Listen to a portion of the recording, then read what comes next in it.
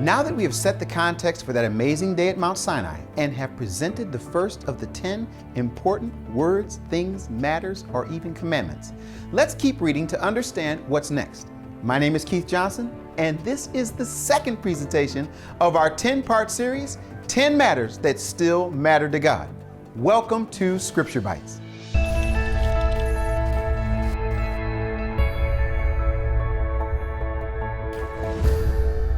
Let's go right to our control verse.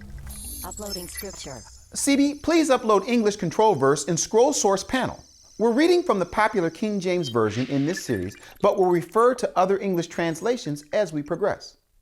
Thou shalt have no other gods before me, Exodus 20 verse 3, King James Version. What we're focusing on in this edition are 7 Hebrew words found in the scroll source that are clear and concise. We read Hebrew from right to left, and when necessary, we'll add the vowel markers to assist in both the pronunciation and understanding of our scripture bite. Lo yihyeh lecha Elohim acherim al Panay. When I look at this verse in the source, I almost feel like I should push a red alert button. Red alert. Oh, I guess when I say red alert, it's voice activated. Red alert. This SBI is way too cool. We are immediately faced with a huge challenge. In the fourth word of this verse, we find the exact same word for God, Elohim, that is also in the first verse in this chapter that provides the title of our series, 10 Matters That Still Matter to God, to Elohim. And God, Elohim, spake all these words saying, Exodus 20 verse 1. The title God is a translation of the Hebrew word Elohim, which is spelled and spoken exactly like the word we find in our control verse. We need to take a quick break to clearly define the difference between the Elohim God in 20 verse 1 and the Elohim gods that we are forbidden to deal with in our scripture bite verse, Exodus 20 verse 3. How can we tell the difference between Elohim God singular and Elohim gods plural if they are both spelled and spoken exactly the same? SBI to the rescue.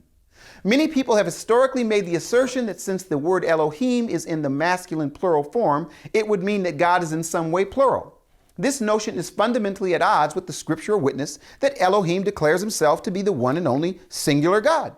This problem can be solved through understanding Hebrew grammar without the need to resort to man-made theology. Back to the scroll. Vayidaber Elohim et kol hadevarim ha'ele le'amor. And God spake all these words, saying. Grammar alert. Every noun has to match its verb or adjective in number and gender, meaning that when a noun is to be understood as plural, any related verbs or adjectives will also be plural. And if a noun is to be understood as singular, any related verbs or adjectives will also be singular. In fact, in this verse, we have a concrete example of exactly what we're talking about. In our control verse, we see these two words, Elohim acherim, for the word other gods. Here we have the plural gods modified by a plural adjective, acherim, other. So what is happening with Vayidaber Elohim and God spoke, which looks like a plural noun, Elohim, but is connected to a singular verb, Vayidaber? Somebody say, uh-oh, unless there's an explanation. Whenever we see the noun Elohim used in reference to the one true God, which looks like, smells like, but doesn't act like a plural noun, we will usually find it used with a singular adjective or verb. But why? It's called a majestic plural. Suffice it to say that you will not find an example where Elohim, when connected to a plural verb or adjective, refers to the one true God. By the same token, when you see Elohim connected to a singular verb or adjective, you can almost always be sure that it's referring to the one true God. Okay, there are a few exceptions. CB, please upload an example of Elohim connected to a singular verb or adjective, but not referring to the one true God. Uploading Exodus, chapter 7, Great. verse 1. And the Lord said to Moses, see, I have made you like God, literally an Elohim, to Pharaoh, and your brother Aaron shall be your prophet. Exodus chapter 7, verse 1 in the King James Version. On a related note, to do justice to this important topic, and because of how easily folks can get confused about this issue, I probably need to dedicate an entire scripture bite to Genesis chapter 1, verse 26, where it says, let us make man in our image. But for now, I hope you'll do your own digging. Now back to our control verse already in progress. Thou shalt have no other gods before me. I have to admit, I am not sure what before me means. Does it mean putting these gods in line before God, or does it mean something more like a sense of priority? Maybe it means putting gods in front of him like in his face. Let's take a look at the words the KJV translators saw that determined their translation of before me. Lo yihye laka Elohim acharim al Panay. One more grammar alert. The last two words are al Panay, which is a preposition followed by a noun in the masculine plural construct form with a first common singular suffix meaning of me. The reason Panay is plural is because most body parts are referred to in the plural form in Hebrew. We find this exact Hebrew phrase, al Panay, 12 times in Scripture. The KJV translates it with the following variations: before me, continually to my face, upon my face, on my face, or before my face.